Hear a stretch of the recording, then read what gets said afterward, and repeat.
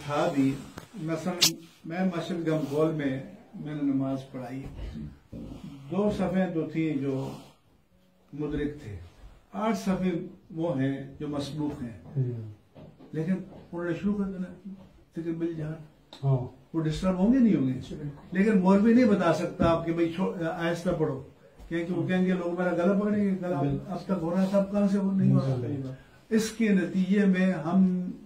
دنیا میں امت سے الگ تھلگ ہیں۔ یا تو آپ یہ کہیں کہ بھئی اس ہمارے خطے کے لیے الگ نبی آیا تھا، اور اگر ہم اس نبی کے امتی ہیں جو عالمی سطح پر اہل سنہ والجماع کا ہم بھی ایک انٹیگرل پارٹ ہیں، تو پھر ہمیں یہ اب اس دور میں یہ چیزیں سوچنی چاہیے کہ ہم ہر جگہ الگ کیوں ہیں۔ یعنی ہماری مسجد یو کے میں ہے تو الگ ہے، امریکہ میں تو الگ ہے، میں بالٹیمور میں گیا امریکہ میں تو دعوت اسلامی والوں نے کہا ہماری مسجد میں چلے، میں نے کہا چلو،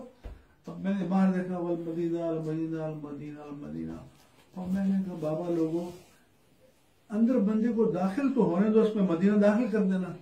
لیکن باہر سے تمہیں ٹریڈ مارک شروع کر دیا۔ اچھا اب یہ المدینہ دین تو حضور سے ہے نا، صحابہ اکرام تابعین تبع تابعین، اس وقت یہ چیز کیوں نہیں تھی؟ تو آپ لوگ جو ہیں ہمیں ایک اجتماعی تجدیدی تحریک کی ضرورت ہے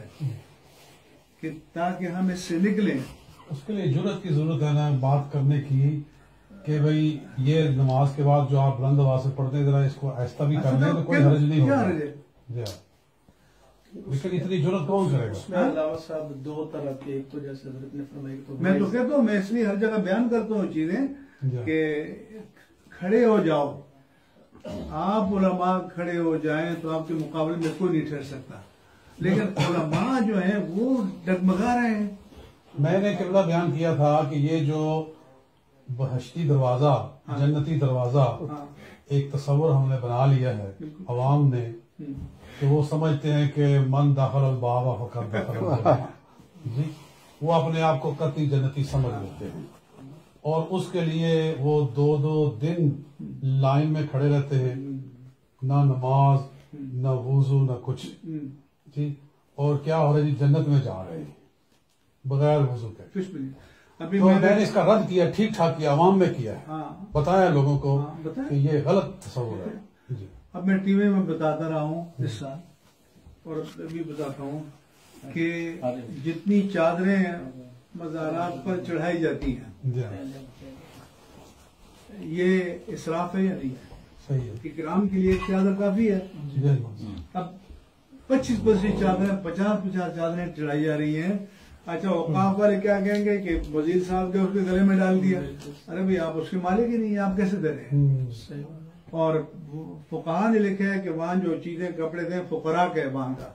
اب اس چادر کے ساتھ فقراء کیا کریں گے؟ تو صاحب مزار کے اکرام کے لیے ایک چادر چڑھا دی، اور اس کو ہم استدلال کرتے ہیں بیت اللہ کے خلاف سے کہ علامت تکریم ہے، لیکن اب یہ تو نہیں ہے کہ 25 چادریں 50 چادریں ہر جگہ دادا صاحب کورس ہے تو لفنگے لوگ چادریں پکڑے ہوئے چندے مانگ رہے ہیں، یہ اصلاح کون کرے گا؟ آپ سب پکڑے جائیں گے، اور آپ کی جوابدہی سب سے مشکل ہوگی۔ میں آپ کو عرض کر دوں کہ جانتے بوجھتے آپ نہیں اٹھ رہے کہ بھئی ہم اس قوم کی اصلاح کریں اور لوگوں کو سیدھا راستہ بتائیں، بس صرف اپنا معاش۔ ہمارا مدرسہ بالکل دادا صاحب رحمۃ اللہ کے بالکل قریب ہے، جامعہ رسولیہ بالکل سامنے مزار شریف ہے، وہاں جب بھی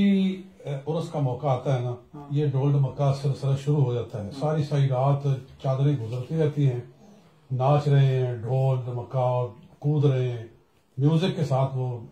اس کو لے جا رہے ہیں۔ یہ سب لکھ کے دیا تھا کہ یہ فتویٰ جاری کرو، اور میں نے کہا کہ یہ شہباز تم پکڑے جاؤ گے، ہمارا کام مسئلہ بیان کرنا ہے۔ اب میں آپ سے کہتا ہوں کہ جتنی ہمارے حضرت اعراض کی تقریبات جو ہیں نا اس کا 0 یوٹیلائزیشن ہے۔ میں دادا صاحب جاتا ہوں، ایک سیشن کی صدارت دیتے ہیں مجھے، 25 پیر بیٹھے ہوں گے، 25 وائز بیٹھے ہوں گے، اچھا ہر ایک چاہے گا میرا نام پکارا جائے۔ اب جب اس کو کھڑا کریں گے نا، اس کو تربیت کی اصلاح سے کوئی غرض نہیں ہے، وہ چاہتا ہے کہ جو ایٹم بم میں پھینک دو تاکہ نعرہ لگ جائے. بالکل اچھا تو اتنا مرکزی عرص ہے. میں نے کہا پچھلی مرتبہ گیا، میں نے کہا اللہ کا واسطہ ایک سیشن میں آدھے گھنٹے کے پون گھنٹے کا ایک خطاب کرو، جو لوگ آئے ہیں کچھ دین لے کر جائیں. بالکل تو آپ لوگوں کا جو حشر ہونا ہے نا، تو میں اللہ سے عرض کرنے کی بات یہ ہے کہ اکثر جو برصغیر میں